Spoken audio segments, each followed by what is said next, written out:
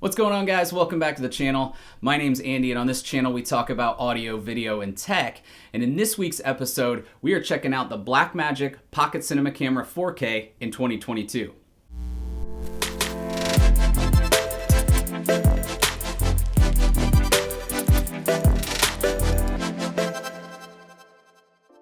Alright guys, like I said, this week's video is all about the Blackmagic Pocket Cinemacamera 4K. I wanted to make a video on this camera in 2022.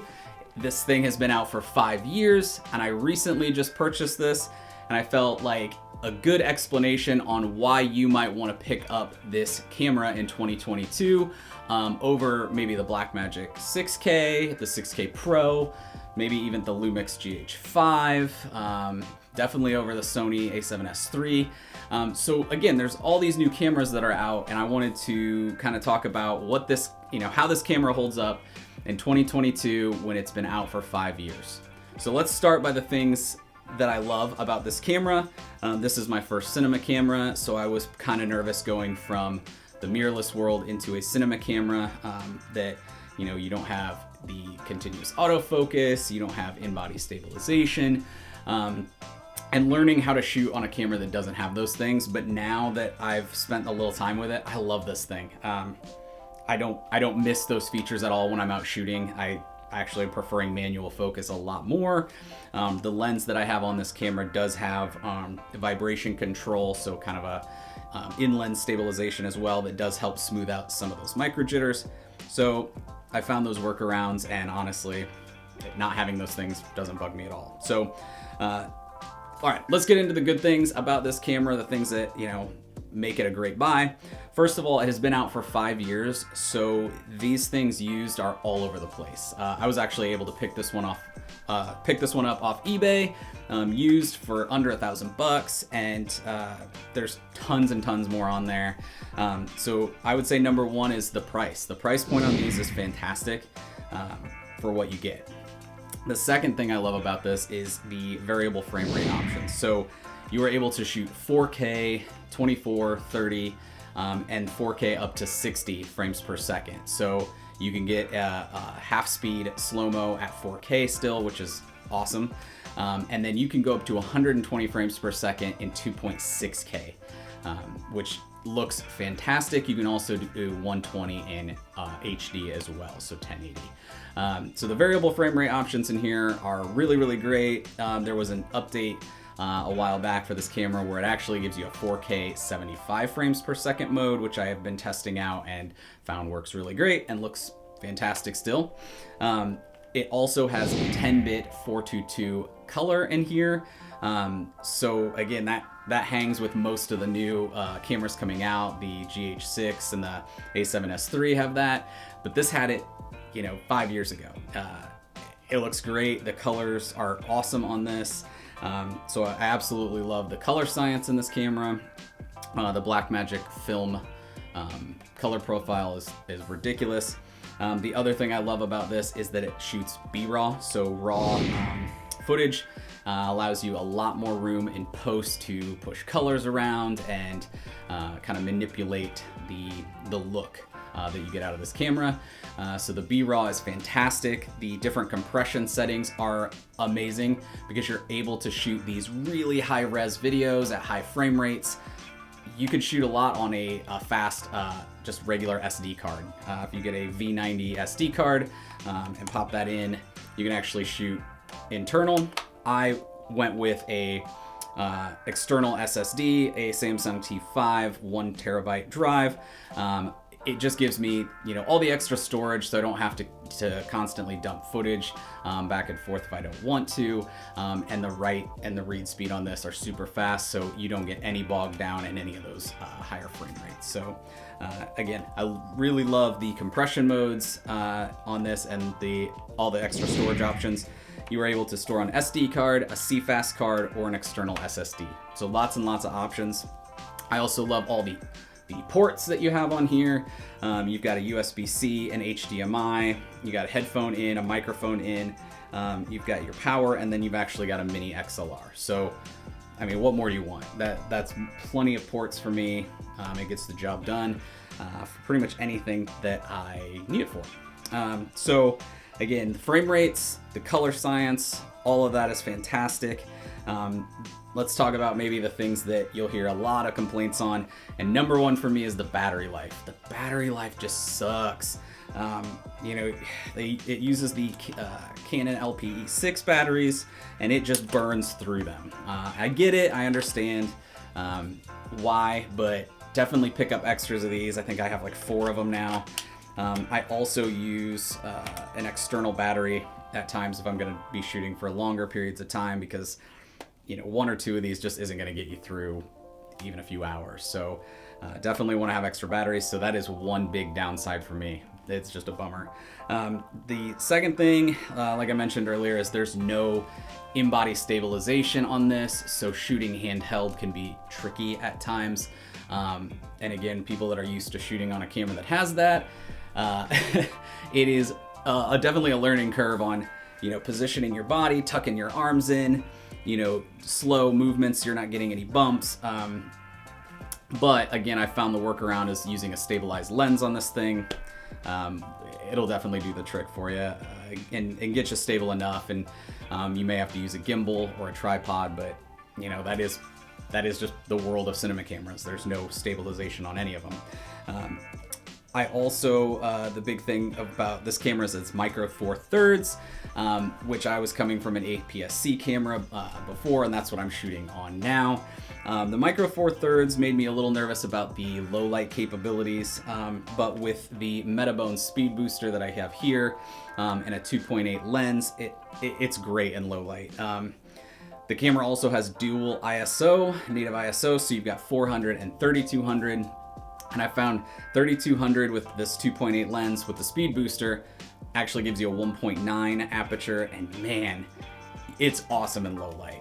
You can shoot in almost darkness, you know, maybe with a single light source, and really get minimal noise. And you know, in DaVinci Resolve, you can take that noise out, no problem. It doesn't affect anything. So I have no problem shooting on this setup in very, very low light. So again, the micro four thirds, people kind of get, I don't know, maybe talked down a little bit, like you gotta have full frame or at least APS-C. Micro four thirds is great, plus this thing never overheats. Micro four thirds cameras are really, really good with the heat management. There's an internal fan. You can hear it, but it's not super loud. I've heard the 6K fan is really, really loud. So that was a concern to me, but again, now it's not a concern at all. The other maybe negative would be that there's no continuous autofocus. So like using this thing for a vlog or just wouldn't make any sense.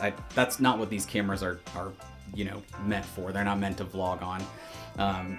So yeah, the non-continuous autofocus, like I said, now that I've been shooting with it, I actually love just shooting manual focus. Like it gives you so much control over what you want in focus. If you want to, you know, do a rack focus, which is a really great effect that you can do.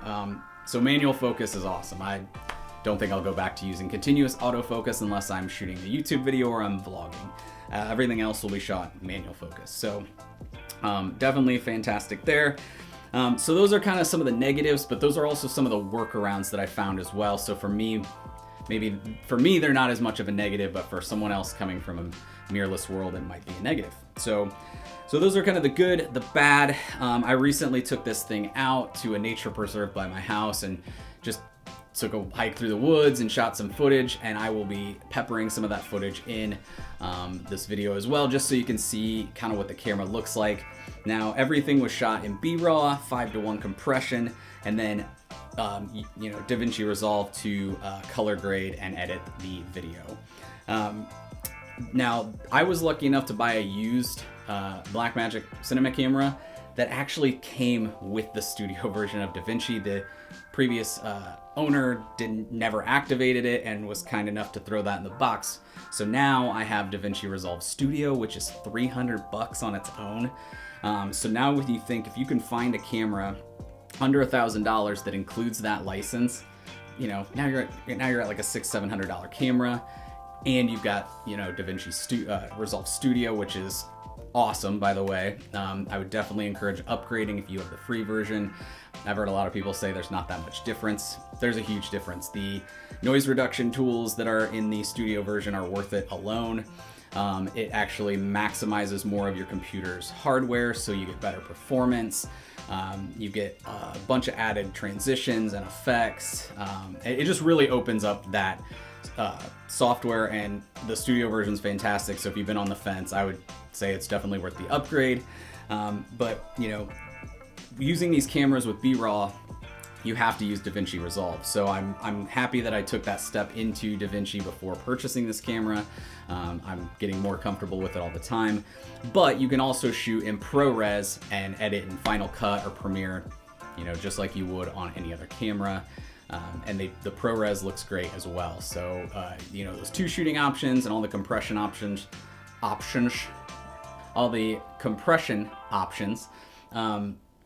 make it super usable and, again, very good on storage. So why would you pick up one of these cameras over something like the GH6 or GH5 Mark II that came out? My first reason is the storage. I love that I can shoot on this camera with the SSD.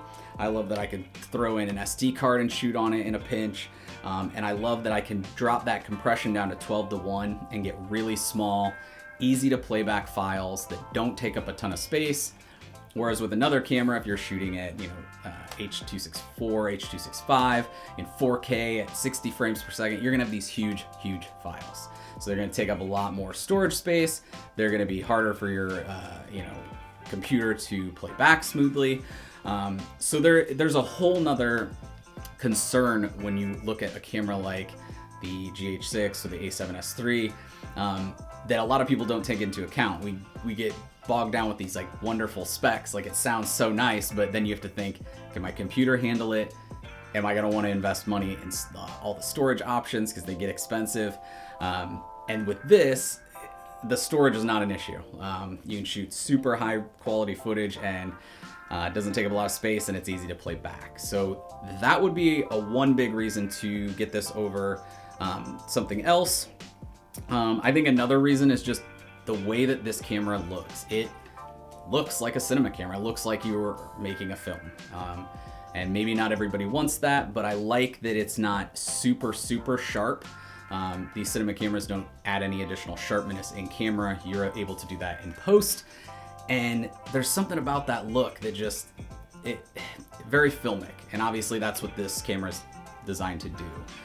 So for me, the look of this thing is just gorgeous. I've watched a ton of comparisons between, you know, footage from this and the GH6 and the A7S III and, you know, some different Canon cameras. And to me, this always wins on image quality. It looks amazing.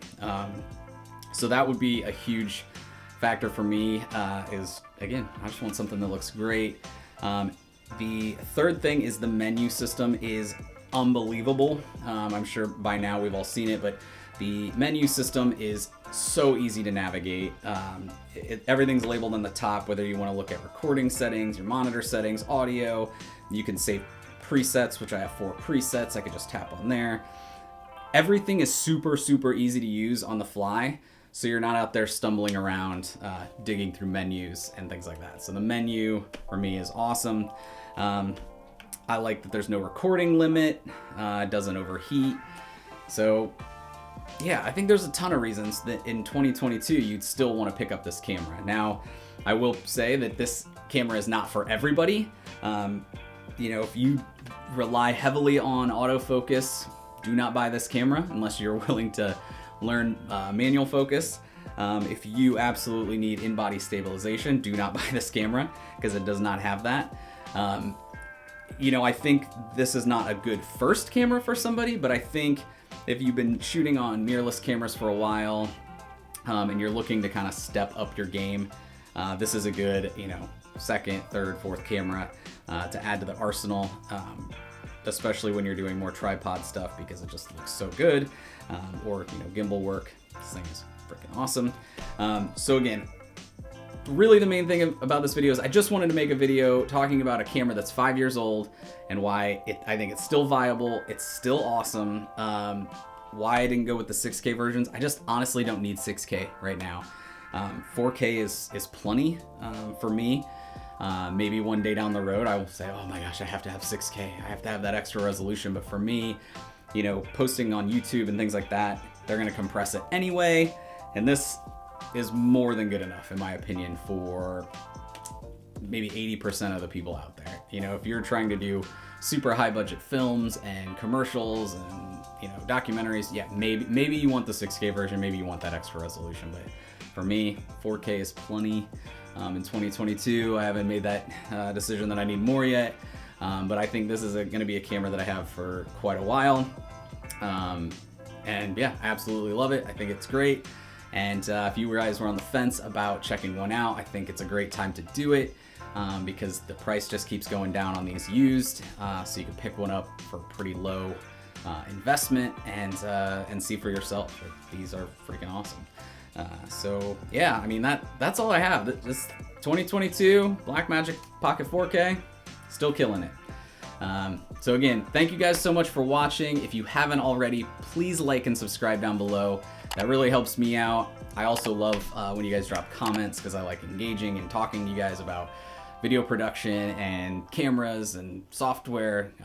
That's super rewarding for me. So, you know, like and subscribe and drop a comment. You know, let's talk about the camera. Let's talk about other options and give you kind of my experience with it. Again, in 2022, 5 years after it's come out. But yeah, again, super appreciate you guys watching. Take it easy. Have a good day.